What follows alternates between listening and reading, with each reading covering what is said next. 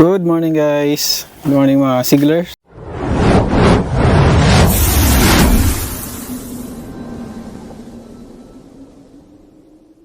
Meron tayong isang i-vlog ulit for today and it's all about yung paggagawa ng sasakyan. So, not a motor, not a fish, or hindi yung mga livestock natin, kundi yung sasakyan natin.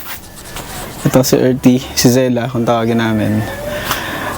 Currently meron siyang problem, meron siyang issue na hindi naman siya nakakabahala pero hindi natin siya pwedeng patagalin kasi pag tumagal yung problem na yun baka mag-cost pa ng isang malaking issue. So papakita ko sa inyo at paparinig ko sa inyo kung ano yung naging issue natin. Okay? So ayan guys, kung naririnig nyo yung tunog na yan, yung parang grug grug grug grug grug grug grug. So yan yung isang issue na papalitan natin. So yan ay yung water pump ng ating Suzuki Ertiga. Kailangan natin siyang palitan.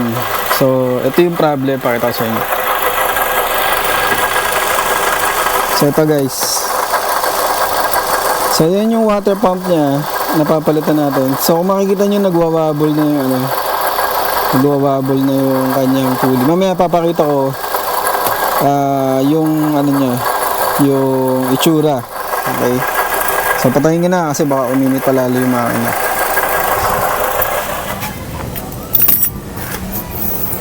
So yun yung ating papalitan.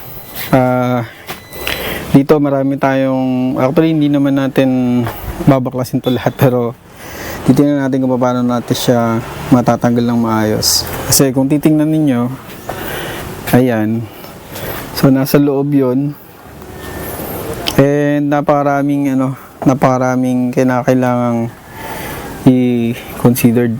So ito, tatanggalin natin itong hose and titingnan natin kung madudukot natin yung mga nuts and bolts. So, it could be tatanggalin natin yung engine support. So hindi pa natin alam kung paano yan pero alamin natin siya. Okay, so samahan nyo ako guys. So okay, tatanggalin muna natin tong air filter, tong hose na to.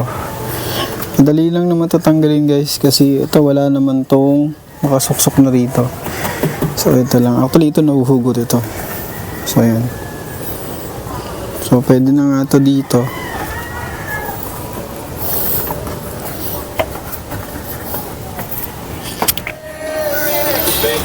So ito guys, tinanggal natin yung cover sa ilalim kasi punta tayo na ilalim.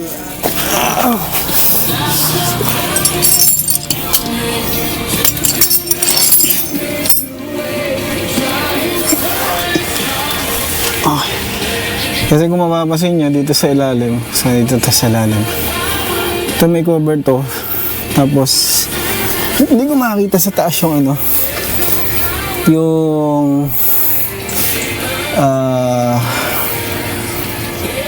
yung tensioner ng belt tensioner lang para sa engine. So ito siya guys.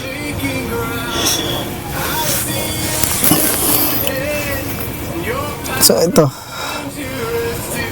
kailangan natin luwagan para mababa natin yung tension ng belt. Okay, so luluwagan natin yan. Okay guys, so kung medyo nahihirapan kayo na dukutin sa ilalim yung tornilyo tapos o kaya tanggalin, isa sa mga ginawa ko, tinanggal ko yung gulong tapos since wala na yung cover niya, so makikita mo na yung pinaka likod. Okay, so nasa ilalim yan, yun yung tornilyo, nakikita nyo na diba? So dito mas madali siyang talikutin kasi sa ilalim, kasi walang puwersa sa ilalim. Okay, so ngayon pagdating dito pwede na natin itong luwagan. Kung mapapansin nyo, maluwag na yung belt natin. Okay, luwagan natin. So gamit lang kayo ng D12 guys na mahaba.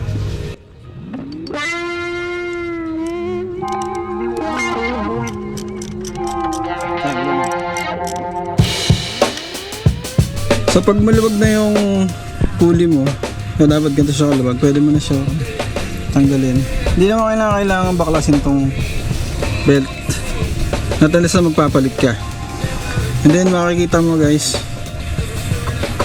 ayan o, napakalakas ng uga ng tapos ang susunod na kailangan natin tanggalin is yung connector ng alternator. So ito ay 12.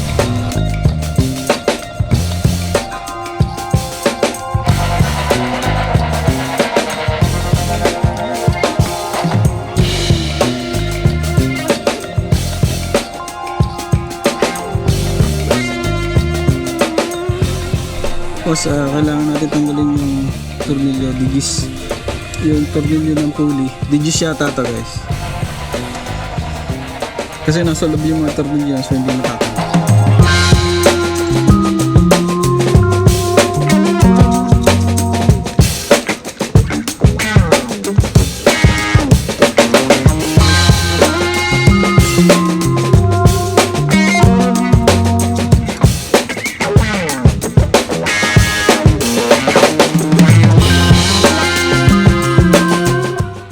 So ito yung pinaka pulley ng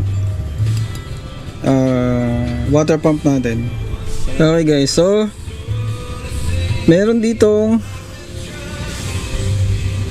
mga ilang nuts yan. Meron pa yun sa ilalim, so yun yung dudukutin natin.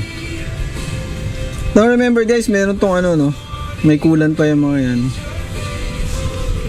So kailangan matanggal natin yan.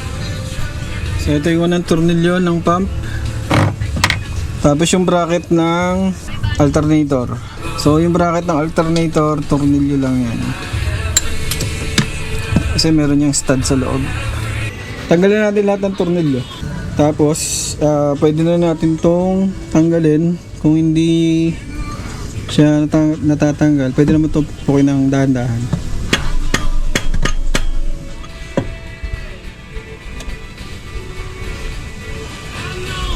So ito na guys, tanggalan natin siya. Kung titingnan nyo, parang wala pa siya problema yun, no? Pero pansinin nyo yung bearing niya sa loob. Ayan. Sobrang uga. Kasing talagang ano na yan, wala na siya.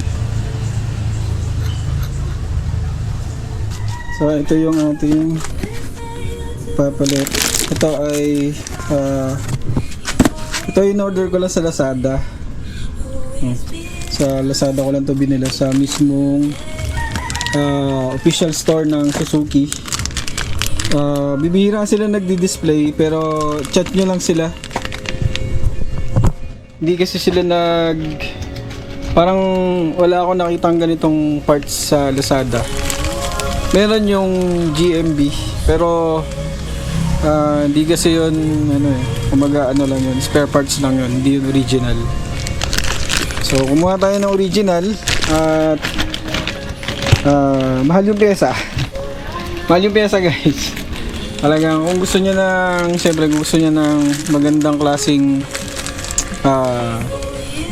pyesa, so kung kukunin nyo yung original, huwag kayong kukuha ng hindi original, o kaya huwag kayong kukuha ng parang peke. So yung pyesa na binili natin, ito siya. So dapat ganito siya, sin wala talagang kaalog-alog, at malalaman nyo naman na original yung yung pyesa. Okay, so punasan muna natin yung bago natin siya ikabit. So yun yung loob ng natin, water pump. Kung titingnan nyo, so may tama na siya, may tinamaan siya, pero hindi naman siya ganun pakagrabe. Kasi nagtagal kasi masyado eh. So kung titingnan nyo yung pinagtanggalan natin, ito guys, ito medyo sumayad ng konti, pero hindi naman siya ganun kagrabe.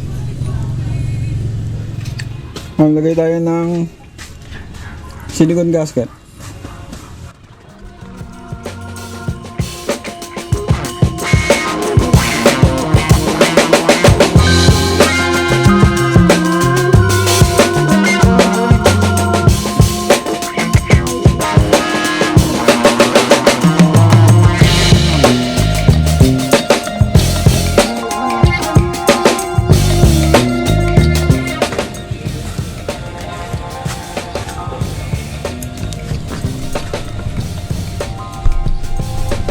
So ayan, nalagyan natin ng gasket, silicone gasket. So balikan natin siya.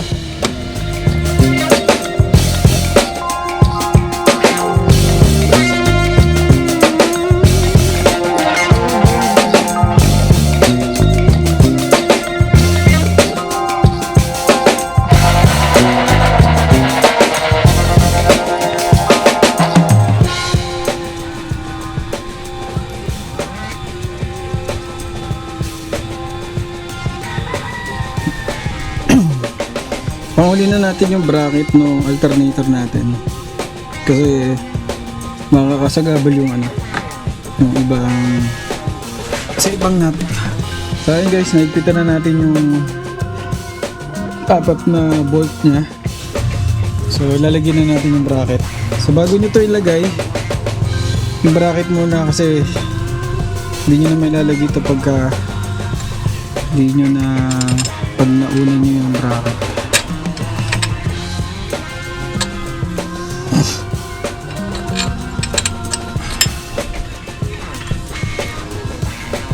So ayan, tapos lagyan natin ng tornilyo, alternator.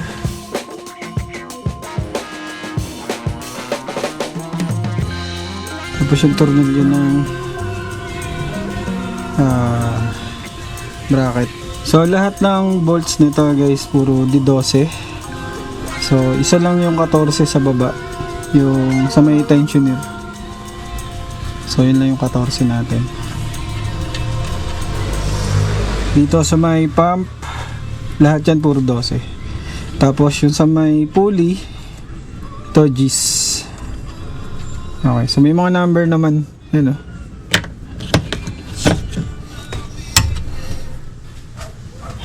So yun guys, pakabitan natin yung bracket.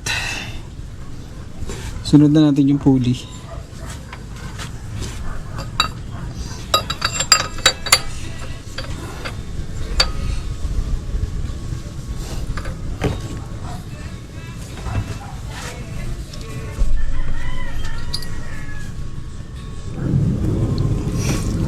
Okay, so kabit na natin siya.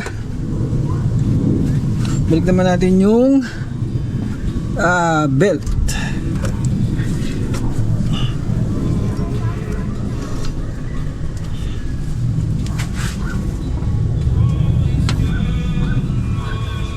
Make sure lang guys na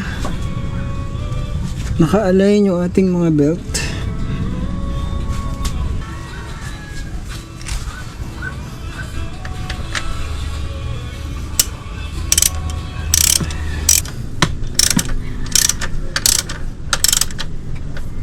Okay.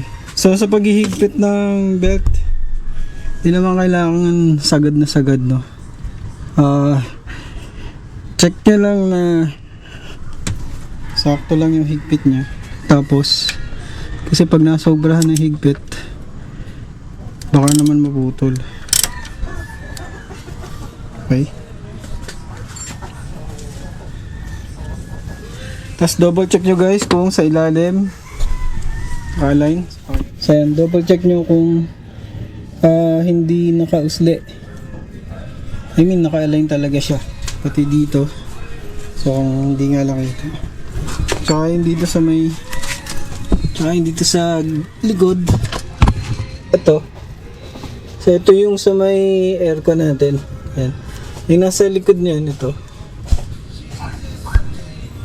itong part na to, nasa pinaka, yan. Check nyo kung hindi siya nakalabas. Okay. So kung okay na yan, at okay na sa inyo yung higpit ng belt natin, so pwede na nating higpitan yung ating tensioner. Okay. So ayun guys, nakakabit na natin siya. Para natin matestingan yan, kailangan natin lagyan ng coolant.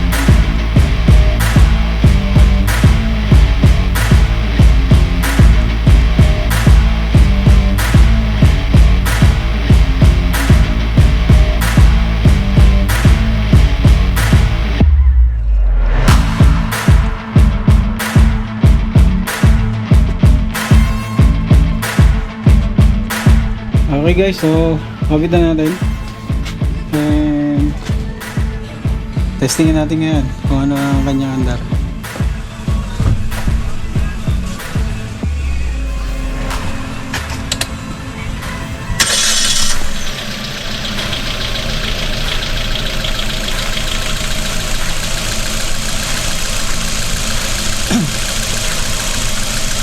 So ayan na guys, nanahimik na yung ating makina.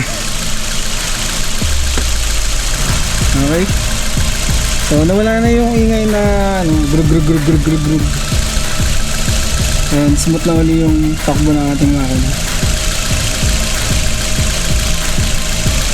So yun guys, ang ating DIY water pump change.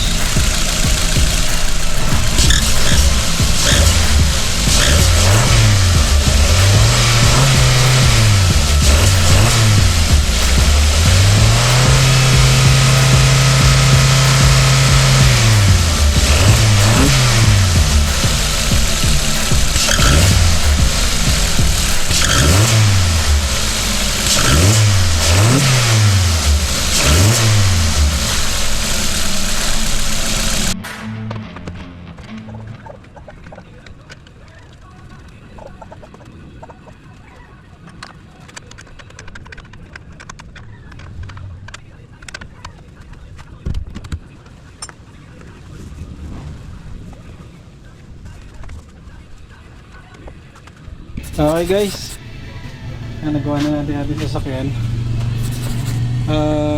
Wala na yung maingay doon sa water pump. Nakapagpalitan tayo ng water pump. Okay, salamat sa pagsubaybay, salamat sa panonood. Ito pong muli ang inyong Sigler's Kalikot Moto.